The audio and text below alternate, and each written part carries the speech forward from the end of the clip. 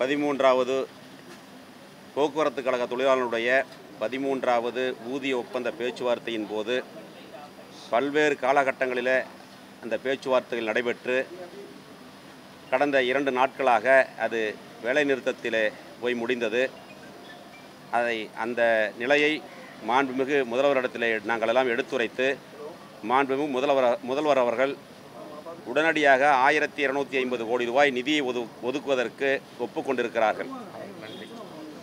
அதற்காக போக்குவரத்து கழகத்தில் உள்ள தொழிலாளர்கள் சார்பாக மாண்புமிகு முதல்வர்களுக்கு மனமார்ந்த நன்றியை தெரிவித்துக் கொள்கிறேன். அது மட்டுமல்ல, செப்டம்பர் மாத இறுதியில் ஓய்வு பெற்ற தொழிலாளர்களுக்கு வழங்கப்பட வேண்டிய நிலுவைத் தொகை சுமார் 700 கோடியையும் வழங்குவதற்கு சம்மதம் தெரிவித்திருக்கிறார்கள். அதை ஏற்று நாங்கள் இன்று 6வது கட்டமாக மாண்புமிகு முதல்வர்களுடைய அறிவுரைப்படி இன்று அண்ணன் பள்ளி கல்வித்துறை அமைச்சர் அண்ணன் செங்கோட்டையன் அவர்களும்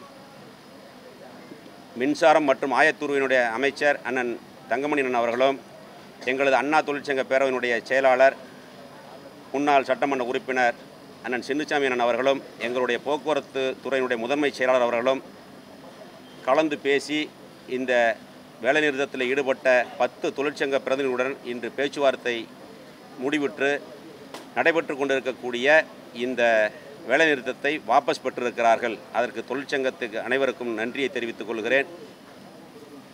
வருகின்ற சம்பள உயர்வு பேச்சுவார்த்தை 24ஆம் தேதி தொடர்ந்து நடைபெறும். என்றைக்குமே தொழிலாளர்களுடைய பிரச்சனை என்று வந்தால் புரட்சித் தலைவி அம்மாவனுடைய கவனத்திற்கு கொண்டு செல்லுகிற பொழுதெல்லாம் தொழிலாளர்களுடைய கஷ்டங்களை துயரங்களை தீர்த்திருக்கிறார்கள். அம்மா அவர்களுடைய வழியிலே வந்திருக்கிற இன்றைக்கு நடைபெறுகிற அனைத்து இந்திய அண்ணா திராவிட முன்னேற்றக் கழக ஆட்சி அதனுடைய முதலமைச்சராக இருக்கிற எடப்பாடி பழனிசாமி அவர்கள் தொழிலாளர்களுக்கு ஏற்பட்டிருக்கிற இந்த சிரமங்களை பற்றியெல்லாம் நம்முடைய மூத்த அமைச்சர்கள் மரியாதைக்குரிய கல்வித்துறை அமைச்சரும் மரியாதைக்குரிய மின்சாரத்துறை அமைச்சரும் நம்முடைய போக்குவரத்து கழகங்களுடைய அமைச்சரும் எடுத்துக்கொண்ட முயற்சி என்பது இன்றைக்கு இருக்கிற நிதி நெருக்கடியிலும் கூட இன்றைக்கு 1250 கோடி ரூபாயை உடனடியாக ஒரு 10 நாட்களுக்குள்ளாக ஏற்கனவே 750 கோடி ரூபாய் ரிலீஸ் செய்யப்பட்டிருக்கிறது. மீண்டும் ஒரு 500 கோடி ரூபாயை ஒரு வாரத்திற்குள்ளாக அதாவது அனுமதி பெற்று அதாவது அரசிடமிருந்து பெற்று 1250 கோடி ரூபாயில் 1000 கோடி ரூபாயை 800 கோடி ரூபாயை உடனடியாக ஒரு வாரத்திற்குள்ளாக ஓய்வு பெற்றிருக்கிற தொழிலாளர்கள் அனைவருக்கும் கிராஜுவிட்டி கொடுப்பதென்று இன்றைக்கு முடிவெடுக்கப்பட்டிருக்கிறது. மீதி இருக்கக்கூடிய 250 கோடி ரூபாயை இப்பொழுது பணியில் இருக்கக்கூடிய தொழிலாளர்களுக்கு இருக்கக்கூடிய இந்த அதாவது கமிட்மெண்ட் மீதி 4 மாத அதாவது டிஏ 4 மாதத்துக்கு கொடுப்பதும் அதற்கு மீதியுள்ள தொகையெல்லாம் பணியில் இருக்கிற தொழிலாளர்களுக்கு பகிர்ந்து கொடுப்பது என்று இன்றைக்கு ஒரு நல்ல முடிவை அதாவது அமைச்சர்கள் வந்து இங்கே முடிவெடுத்திருக்கிறார்கள். இந்த முடிவை அனைத்து தொழிற்சங்கங்களும் ஏற்றுக்கொண்டிருக்கிறது. அனைத்து தொழிற்சங்கங்களும் ஏற்றுக்கொண்டு இன்றிலிருந்து வேலை நிறுத்தத்தை திரும்ப பெற்றுக்கொள்கிறோம் என்கிற உத்தரவாதத்தை எழுத்து மூலியமாக நாங்களும் கையெழுத்திட்டிருக்கிறோம். அவர்களும் கையெழுத்திட்டு ஒரு நிலைப்பாட்டினை நாம் உருவாக்கியிருக்கிறோம். இந்த தொழிலாளருடைய 1,35,000 தொழிலாளர்களுக்குள்ளே இருக்கக்கூடிய சிரமங்களை எங்களுக்கு தெரியும், அமைச்சர்களுக்கும் தெரியும், முதலமைச்சருக்கும் தெரியும். உணர்ந்த காரணத்தினால இவ்வளவு நிதி நெருக்கடி இருந்தாலும் கூட இன்றைக்கு 1250 கோடி ரூபாயை உடனடியாக ஒதுக்கி இந்த தொழிலாளர்களுக்கு ஏற்பட்டிருக்கிற இன்னல்களை தீர்ப்பதற்கு முயற்சி எடுத்துக்கொண்ட நம்முடைய அமைச்சர்களுக்கு அண்ணா தொழிற்சங்க பேரவையின் சார்பாக லட்சோப தொழிலாளர்களின் சார்பாக எனது மனமார்ந்த நன்றியும் பாராட்டுதலையும் தெரிவித்துக் கொள்கிறேன். நம்முடைய அண்ணன் கல்வித்துறை அமைச்சர் அவர்கள் முன்னாள் போக்குவரத்து துறை அமைச்சர் அவர்கள் 2001 2006 வரையிலே அவர் போக்குவரத்து துறை அமைச்சராக 91 96 போக்குவரத்து துறை அமைச்சராக இருந்தபோது இந்த தொழிலாளர்களுக்கு எந்த அளவுக்கு பணியாற்றி இருக்கிறார்கள் என்பதெல்லாம் உங்களுக்கு தெரியும். அதோட நம்முடைய பள்ளிக்கல்வி அதாவது மின்சாரத்துறை அமைச்சர் 8 மாதம் இந்த இடைக்காலத்திற்கு இந்த போக்குவரத்து துறைக்கு பொறுப்பு வைத்தார்கள். இப்பொழுது வந்திருக்கிற விஜய் பாஸ்கர் அவர்கள் இந்த ஒரு வார காலமாக எந்த அளவுக்கு பணியாற்றினார்கள் என்பது நான் கூட இருந்து பார்த்திருக்கிறேன். ஆகவே எல்லோரும் எடுத்துக்கொண்ட முயற்சி இன்றைக்கு முதலமைச்சர் மூலியமாக பலனளித்திருக்கிறது. அந்த பலனை தொழிலாளர்களுக்கு கொண்டு சேர்த்த வேண்டிய கடமை இப்பொழுது இருக்கக்கூடிய நிர்வாகத்திற்கு இருக்கிறது. அதை பற்றியெல்லாம் நம்முடைய மூத்த அமைச்சர் மரியாதைக்குரிய நீங்கள் பேசுங்க. அதாவது நம்முடைய போக்குவரத்து கழகங்களுடைய அமைச்சர் விஜயபாஸ்கர் அவர்கள் இப்பொழுது பேசுவார்கள். தமிழ்நாடு அரசு போக்குவரத்து கழக தொழிலாளர்கள் தங்களுடைய நியாயமான கோரிக்கைகளை வலியுறுத்தி 2 நாட்களாக வேலை நிறுத்தத்தில் ஈடுபட்டிருந்தனர். இந்த ஒற்றுமையினுடைய வெளிப்பாடாக இன்று தமிழக முதல்வர்,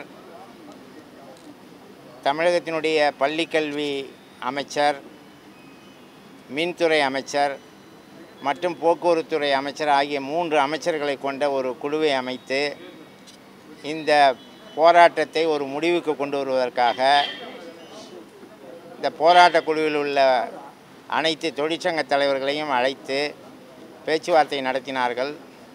அந்த பேச்சுவார்த்தையினுடைய அடிப்படையில் போக்குவரத்து கழக தொழிலாளர்களுடைய நிலுவையில் உள்ள தொகைகளில் ஏறத்தாழ 1652 கோடி ரூபாய் ஓய்வு பெற்றவர்களுக்கு இருந்தது. இவைகளில் 750 கோடி இப்பொழுது தருவதாகவும் 500 கோடி செப்டம்பரில் தருவதாக இதற்கு முன் எடுத்து சொன்னார்கள். பாக்கி தொகையை பற்றி சரியாக சொல்லாமல் இருந்ததனால் அந்த வேலை நிறுத்தம் வந்தது. இதனுடைய தொடர்ச்சியாக இன்று நடைபெற்ற பேச்சுவார்த்தையில் 1250 கோடி ரூபாயும் ஓய்வு பெற்றவர்களுக்கும் பணியில் இருப்பவர்களுக்கும் நிலுவையில் உள்ள பணிக்கொடை உள்ளிட்ட மற்ற நிலுவைத் தொகைகளை வழங்குவதற்கு அவர்கள் இன்று ஒப்புக்கொண்டார்கள். அது மட்டுமல்லாமல் நிர்வாகத்தை படிப்படியாக சீரமைப்பதற்கு அனைத்து நடவடிக்கைகளையும் விரைவில் தாங்கள் எடுப்பதாகவும் ஒத்துக்கொண்டிருக்கின்றார்கள். தொழிலாளர்களிடமிருந்து அவர்கள் ஊதியத்திலிருந்து பிடித்தம் செய்யப்படுகின்ற தொகைகளை அந்தந்த கணக்கில் எப்படி சேர்ப்பது என்பதை 3 மாத காலத்திற்குள் திட்டவட்டமாக எங்களுக்கு தெரிவிப்பதாகவும் எடுத்து கூறியிருக்கின்றார்கள். தொடர்ந்து ஊதிய உயர்வு உள்ளிட்ட கோரிக்கைகளை பேசி தீர்ப்பதற்கு வருகின்ற 24ஆம் தேதி போக்குவரத்து துறை செயலாளர் முன்னிலையில் பேச்சுவார்த்தை தொடரும். அதனைத் தொடர்ந்து போக்குவரத்துறை அமைச்சர் முன்னிலையில் அடுத்த கட்டமாக ஜூன் 1ஆம் தேதி பேச்சுவார்த்தை நடக்கும் என்பதையும் தெரிவித்திருக்கின்றார்கள். இந்த அளவில் இந்த பேச்சுவார்த்தையை இத்தோடு நாங்கள் ஏற்றுக்கொண்டு போக்குவரத்து கழக தொழிலாளர்கள் மிக ஒற்றுமையாக மிக சிறப்பாக நடத்திய அந்த போராட்டத்தை வாபஸ் பெறுகின்றோம் என்ற அந்த முடிவை இதன் மூலம் அறிவிக்கின்றோம்.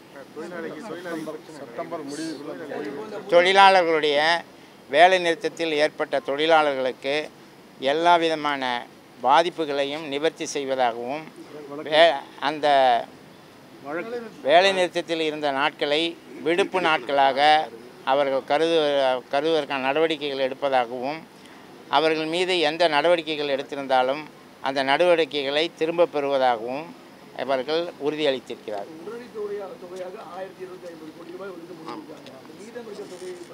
செப்டம்பருக்குள் கொடுப்பதாக வழக்கம் போல் வேலைக்கு திரும்புவார்.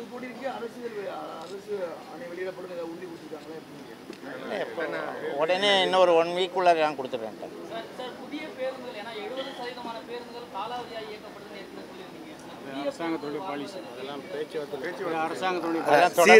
சீரமைப்பது உட்பட 3 மாதத்திற்குள் படிப்படியாக மேற்கொள்வோம் என்று சொல்லியிருக்கிறார்கள். வந்து சேர்ந்து உலகெங்கும் வாழும் தமிழ் உறவுகளுக்கு ரெட்பிக்ஸ் சார்பாக நன்றிகளும் வணக்கங்களும். தொடர்ந்து 3 ஆண்டுகளை தாண்டி ரெட்பிக்ஸ் பயணிக்கிறது என்றால் அதற்கு முழுக்க உங்களின் ஆதரவு மட்டுமே காரணம். நீங்கள் எங்களுக்கு காட்டி வரும் ஆதரவுக்கு கோடான கோடி நன்றிகள். இன்றைய சூழலில் கார்ப்பரேட் நிறுவனங்களும் பெரும் முதலாளிகளும் அரசியல் கட்சிகளுமே மீடியா துறையில் கோலோச்சு வருகின்றனர். இவர்களுக்கு மத்தியில் மிக எளிமையான பின்புலத்திலிருந்து தொடங்கி உண்மையையும் நேர்மையையும் உழைப்பையும் மட்டுமே மூலதனமாக கொண்டு செயல்பட்டு வருகிறது ரெட்பிக்ஸ். இந்நிலையில் ரெட்பிக்ஸை மக்களுக்கான ஒரு மாபெரும் ஊடகமாக மாற்றுவதே எங்களது ஆசையும் கனவுமாக உள்ளது.